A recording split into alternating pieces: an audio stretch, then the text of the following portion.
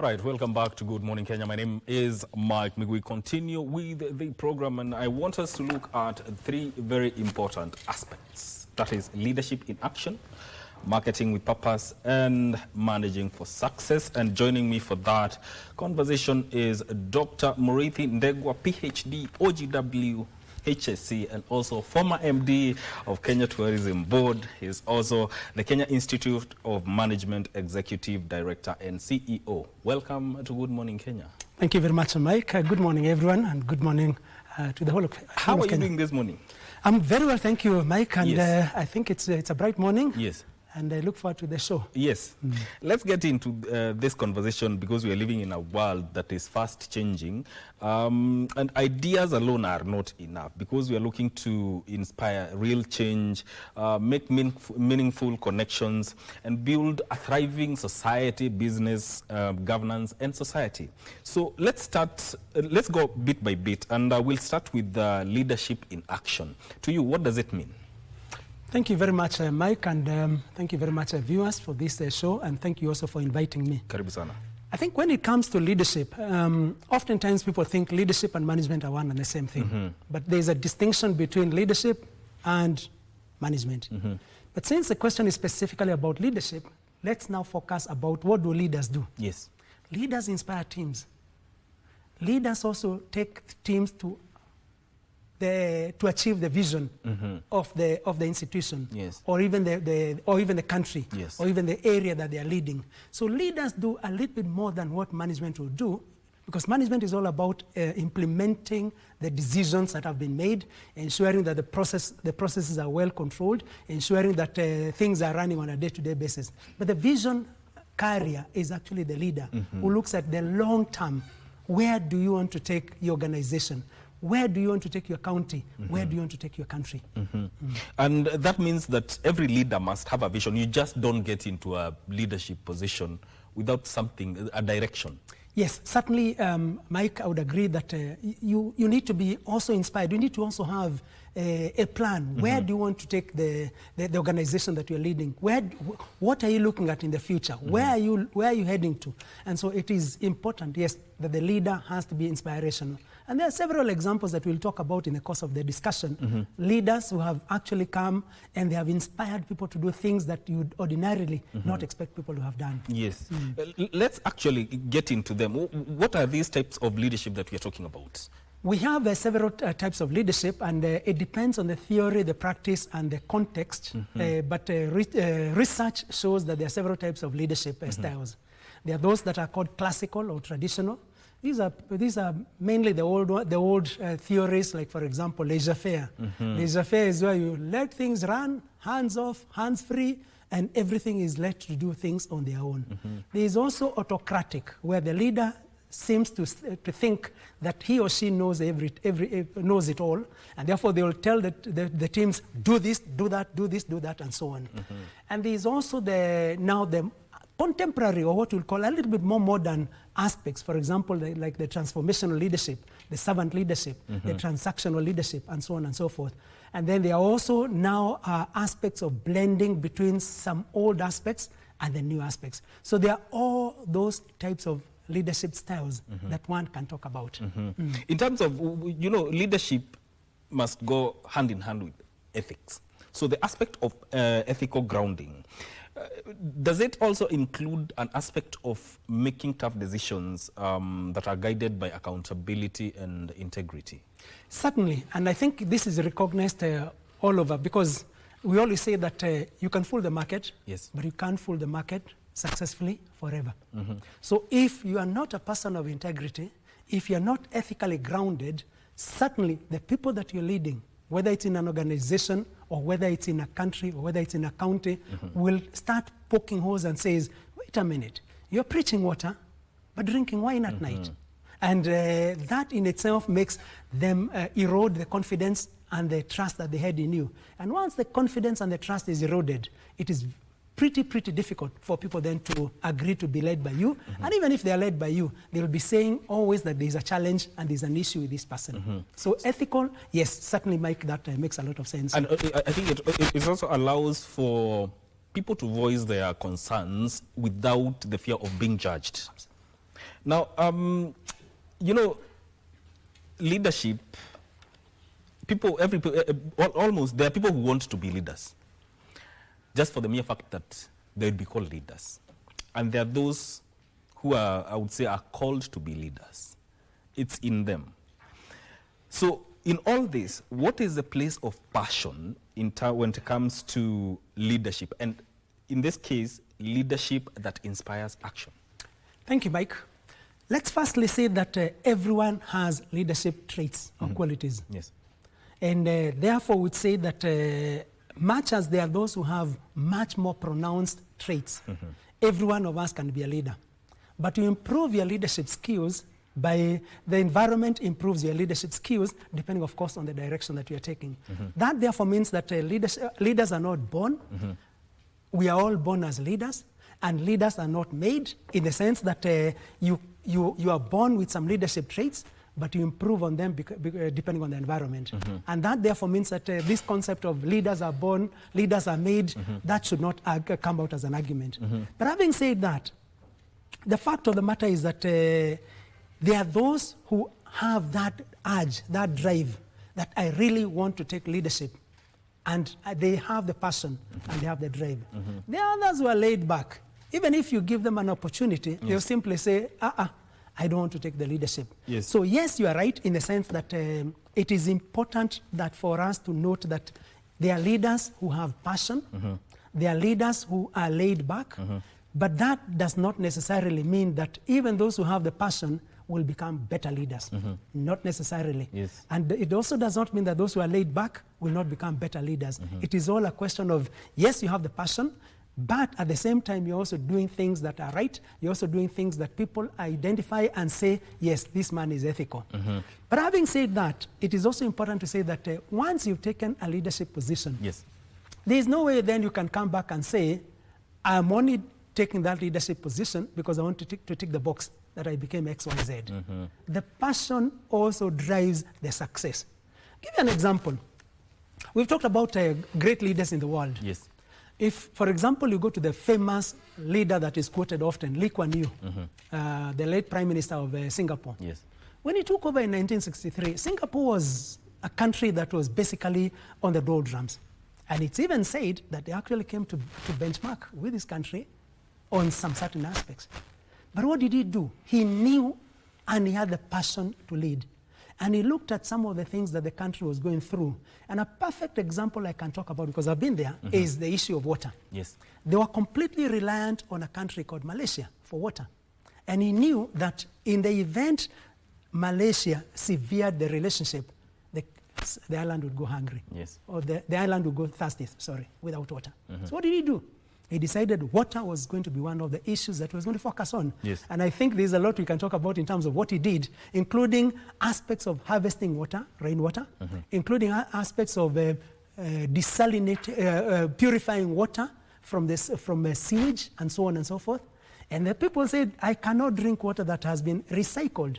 But he went in a public baraza, opened a bottle of water, and he drank, and people saw, yes, he's preaching what is saying. And they actually then followed suit. That's why today they are self-sufficient as far as water is concerned.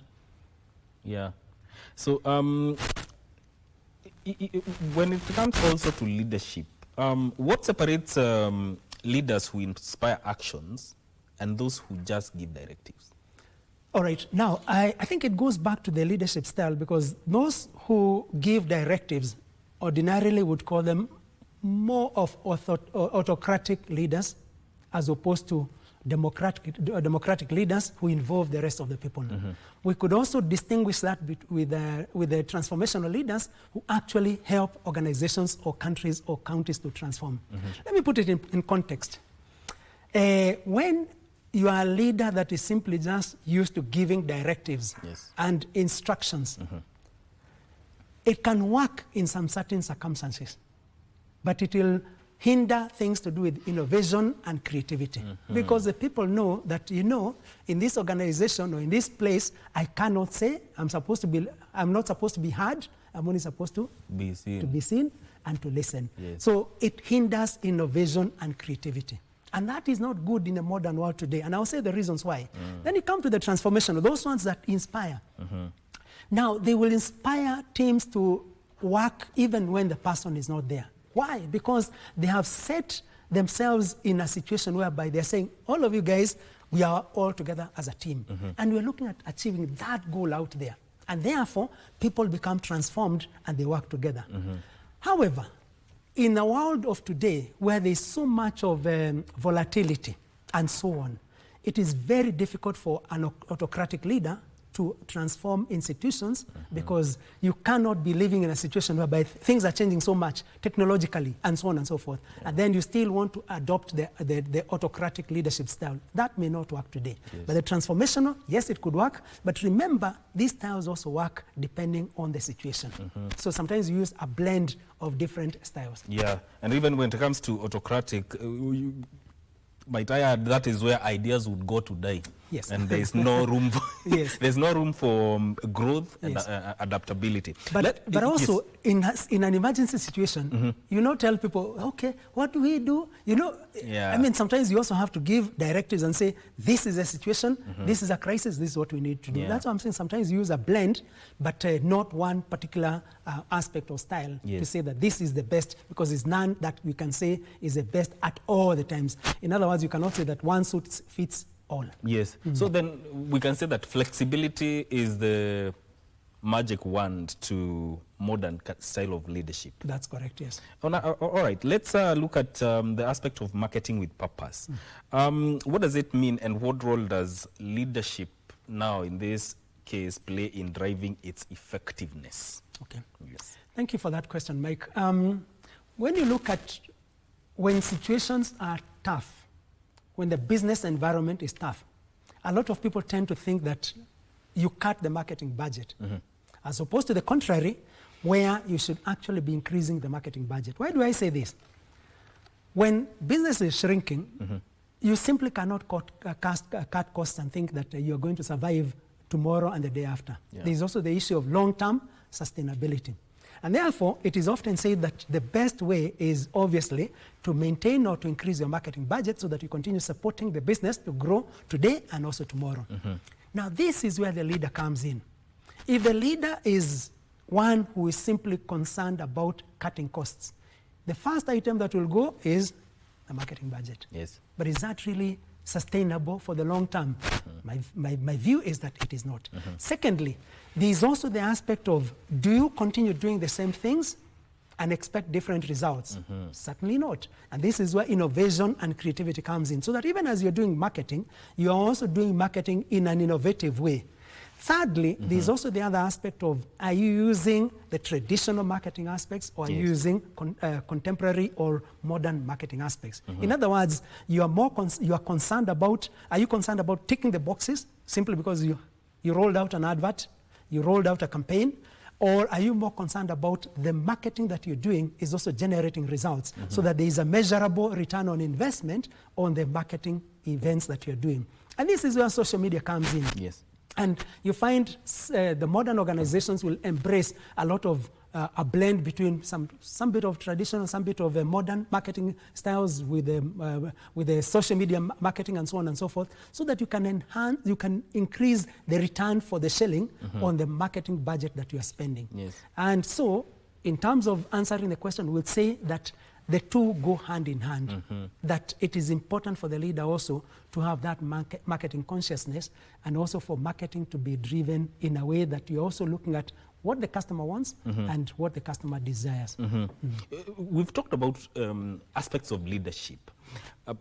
When you blend marketing with leadership, the different kind of types of leadership that we have highlighted, how do they affect the outcome of marketing effective campaigns? Okay, thank you for that.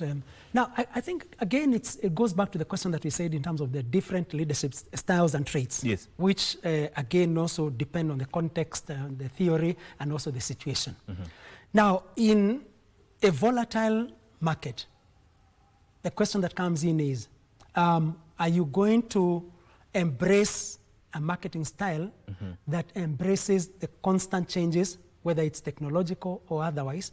Or are you going to simply say as a leader that, you know what, the market is bad and therefore stop every campaign. Don't do this, don't do that. You know, that rundown aspect of saying don't. Or are you going to say, come on guys, there's a problem here, there's a challenge here. Yes. What do we do so that we can improve the business environment? And this is where that aspect of, again, some little bit of flexibility, some little bit of democracy comes in, and you let the professionals also guide in terms of what you're going to do, so that at the end of the day, the organization is able to survive the turbulent times and move forward to the next level. Are there chances where leadership is ignored in marketing? Leadership ignored in marketing? I wouldn't say so. I wouldn't say yes or no. Reason being, even in terms of doing or designing marketing programs or marketing activities, there obviously has to be leadership. One has to take the role, and one has to take the leadership role. So I would say that there is no way you can separate leadership and marketing in terms of running an organization, running a county, or even running a country. The two go hand in hand. Yes. What does it mean for a brand or an organization that wants to achieve success? What does it mean for them to market with purpose? Okay, thank you very much. Now, what it means is that in a situation whereby you're running an organization, you want to have a purpose, you want to have a desire, you want to achieve a certain goal. And the goal for many organizations is A, to return profitability to their shareholders. 2, to ensure there is sustainability. And 3, to satisfy their customers. All those are tied up together, because without the customers, there is no organization. Yes. Without sustainability, there is no future. And without return to the shareholders, again, also there can be challenges. So when it comes to marketing with purpose, you're looking at the things that you're doing, the campaigns that you're doing, the activities that you're doing are all geared towards ensuring, A, you satisfy your customers. Yes. Because the customer, we say, is the king or the queen. Yes. 2, whatever you're doing is also creating sustainability, because you're not a fly-by-night organization where you just want to do a campaign today and everybody says, oh, this company is doing very well, and then the following day they find it's not ethical and the company goes down. So there's also the aspect of ensuring sustainability for the future. Thirdly, you're also looking at whatever you're doing, you need to return some profit to your shareholders, unless, of course, you are a charitable institution. But if you're a profit-making organization, you also need to look at profitability to your shareholders. Yes. You know, we are living in a world where matters to do with environmental sustainability, climate change, have taken center stage. And now, my question to you is, do consumers today reward brands that stand for social and environmental impacts? From research, it is very clear that ESG, that's environment, social, and governance, play a very critical role in organizations. In fact, what is happening is that a number of organizations these days even have an ESG report that they give. Yes. Others also, when they're coming up with their strategic plans, they will come up with if they're going to use the balance scorecard, for example, as a main tool for measuring performance, they add an element of ESG, so that instead of the 4 key aspects, we have 7 aspects, including environment, social, and governance. Why? The consumer today wants to deal with a company that is environmentally conscious. Yes. Why? Because of these aspects that are coming in about climate change, and aspects of, are we doing business in a way that it is helping the environment to be as it is, or are we doing business that is going to affect the environment? And the consumer is very clear. They look at that and they know this company is polluting the environment, and that can easily bring down an organization. The other one is the aspect of social justice. Are you socially responsible in terms of what you're doing? In other words, the activities that you're doing have a social aspect in terms of supporting the communities that you live in. Yes. You cannot be working in an organization where you are working within an environmental, within a certain geography, and you are drawing resources or you are making money, but you're not supporting the social aspect of the communities where you live in. Thirdly is governance. The governance structures are also very, very clear that you also have to be very conscious about the governance instruments and structures in the organization.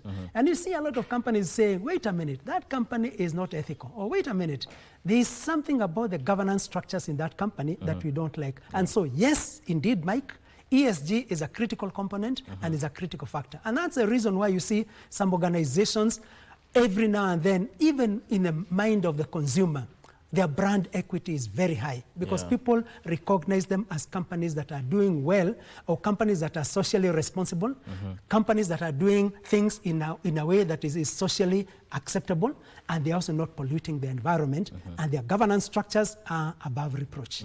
So this is something that we cannot run away from, and even businesses will have to include it in their business strategy.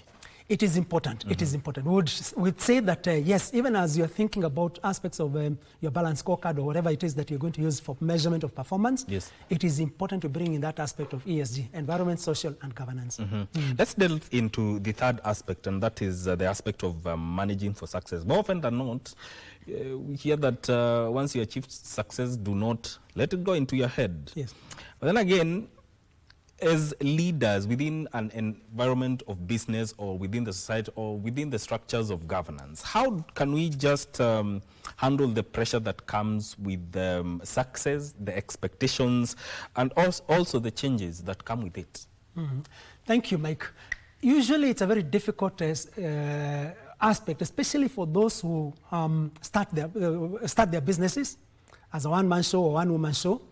It is usually very difficult for them to surrender that entitlement that they are the ones who created the business.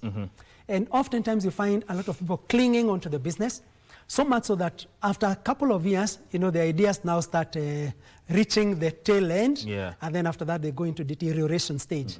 And by that time, certainly you should have groomed a successor. Let me give an example. You know of a company called 3M. 3M stands for Minnesota Mining and Manufacturing. But today, are they in mining, manufacturing, and are they in mining? Certainly they're not. This is a company, and there's a book that one can read about companies that have been successful for the last 100 years. These are companies that, yes, were started by some individuals, but they outlived the individuals by innovation and creativity. What do I mean? After some time, you realize that you need to step aside and let new people come and take leadership. New people come and run the organization. New people come and inject the new ideas. Because again also, like I said, we are living in a world that is technologically changing very fast. There's the issue of AI. There's also the other aspects like you mentioned, the climate change and so on and so forth. Now, if you're not abreast of some of these things, then they will overtake your company, so much so that you find that your company going to the doldrums within a certain period of time. So what is important is to ensure that there is continuous grooming of successors who can easily take over from you. The successor does not necessarily have to follow your ideas and your principles word for word, because again, the market dynamics may change or the market environment may change. It is important, therefore, that you stand aside. Of course, you need to guide up to a certain level, but you stand aside and you let the people who are coming on board to run the organization so that there is clear-cut case of continuity in the organization. Secondly, now, unfortunately, also you find that some people who come on board, then they want to completely undo what their forefathers did. That is also risky because there is a reason as to why the company, for example, like 3M has maintained its name, despite the fact that they're not doing mining. But they have continued to innovate and create innovate and be creative so that they maintain that brand equity from then to now. And this is what would simply say that it is important, yes, to answer your question, that for success, unfortunately, we let success sometimes come into our heads, but we also need to realize that success is not perpetual. It's not going to be there every day. You need to also let others come and take over so that they can continue with the organization. We cannot fail to talk about innovation and adaptability. In managing for success, where do they fall? It's critical, and that's one of the success factors for any organization that wants to move to the next level, be it an MSME or even SME, Yes. that innovation and creativity comes in very critical. Look at the Japanese companies, for example. The Toyota you may be having today is not the same Toyota that was there a couple of years ago. Every now and then they are innovating, and they always have a policy where they change the aspects to suit the consumer perception or the consumer perspective and the market situation. So innovation and creativity, very crucial. You may be having a product that is very successful today, but it may not necessarily be guaranteed it's going to be successful tomorrow. So you also have to keep innovating, whether it's in terms of the product, whether it's in terms of the processes, or whether it's in terms of the procedures. All are things that need to be innovated so that we also embrace current technology and also current market dynamics. You know, success in a business setting is usually achieved by a workforce that is well motivated to achieve that. But even as such, let's say that success has been achieved. How do we maintain motivation, performance, and ensure that the well-being of the people that are under you as a leader? Thank you, Mike. It's not a very easy thing, but certainly it's something that is possible. Again, going back to the different types of leadership traits, there's one called servant leadership, where you take so much cognizance of the welfare and the wellness of the people. And once you blend in these aspects of bringing in the wellness and the welfare of the people, and then of course you are adopting the style of you are a person who is empathetic. You're leading by example. You are also feeling the people. They start thinking beyond you and thinking about the long-term goal of they need to achieve in the organization. For example, if you look at the late Nelson Mandela, you can imagine for 27 years he was incarcerated. But when he came over into leadership as the president of South Africa, he embraced the people who had put him in incarceration. And that now brought in that harmony where it was not me or we against them or them against us. So I think there is an aspect of maintaining that motivation in terms of being concerned about the welfare of the people, showing them and leading them by example, being empathetic, and also at the same time being a part of the team as opposed to the director or the person directing and saying, do this, do that, and so on and so forth. It's not easy, but obviously when you adopt some of these aspects of being empathetic, again also being agile, these are things that can help in terms of maintaining a motivated workforce. Can we also say that it's also a way of cultivating trust and accountability for organizations? Certainly, yes, Mike, it is. Once you cultivate that trust and they know whatever the circumstances, even if I make a mistake, my leader knows that I've made a mistake, not deliberately, but I've made a genuine mistake. And therefore, I will not be punished for that. And once people then trust you, have trust and faith in you, they start even becoming even more productive. They start even becoming more motivated. And they know I'm not going to work simply because Mike will be looking out to see whether I've come to work, but simply because I need also to be a participant. I need also to help in terms of the work that we are doing. Now, you are talking about the three aspects of leadership in action, marketing with purpose, and managing for success now.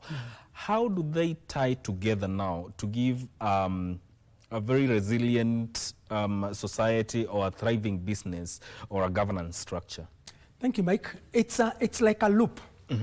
We talked about the leadership in terms of we have the leader. The next loop we've talked about is marketing with a purpose. And the third one is marketing, managing for success. Managing for success. Now, when you look at the leader is at the apex. Is a person who is a vision carrier. Is a person who is also concerned about the mission of the institution or the organization in terms of day-to-day activities. But all these have branches, and all these have, like what we would say, maybe lines, dotted lines, to say managing with success, to say marketing with a purpose. Now, when you look at the leader, that forms the apex. But these other two aspects also are very critical because the leader is not simply just there to give directives and to give directions in terms of what needs to be done. But the leader is part and parcel of the same loop that we talked about for the three aspects. And so if the leader is leading with purpose, If the leader is leading in a way that they are also taking cognizance of the consumer or the customer, if the leader is also looking at supporting the shareholders so that they get value for money, then that certainly creates an aspect of success. Yes. But at the same time also, it is done in a way that you are taking cognizance of the end consumer, and therefore it's done with marketing purpose for purposes of ensuring that there is a future today and a future tomorrow. So I would say it's more or less like a loop, all tied towards the apex who is the leader. Yes. Your final remarks? Even in times of challenges, I think it is important for us to embrace different aspects of leadership traits that will help in terms of delivering results, in terms of bringing success, whether it is in the corporate world or whether it's in the private sector or whether it's in the public sector or even wherever it is. But it's also important to remember that even as leaders, you continue to grow and to develop. It is not something that we can say you are inherently given or born with. It's something that you can also improve on. And the way to improve on is to continuously study, continuously look at examples, whether it is local examples, whether it is international examples, whether it is regional examples, and look at leaders, because you can easily point out, if today I ask, which MP is performing very well? Anyone can say, maybe so and so. If I ask which leader in the whole world is recognized as having done transformational leadership, you can easily say. Yes. So I think it's a case of we continuously improve. No one was born knowing everything. No one was born perfect, but we can easily improve to the next level. What about those who fear leadership? Those who fear leadership, let me say that every one of us is a leader. Yes. You are a leader at home, yes. Are you not? Yes. You are a leader maybe in your school. You are a leader in your church. So you simply cannot say that you fear leadership. I think the important thing is once the opportunity comes, grab it and take it. Yes. And run with it. Thank you, Sana Daktari. That is Dr. Muriithi Ndegwa, PhD, OGW, HSC. He's also the former MD of Kenya Tourism Board and Kenya Institute of Management Executive Director and CEO, talking to us about matters to do with leadership, marketing, and managing for success. This conversation ends here.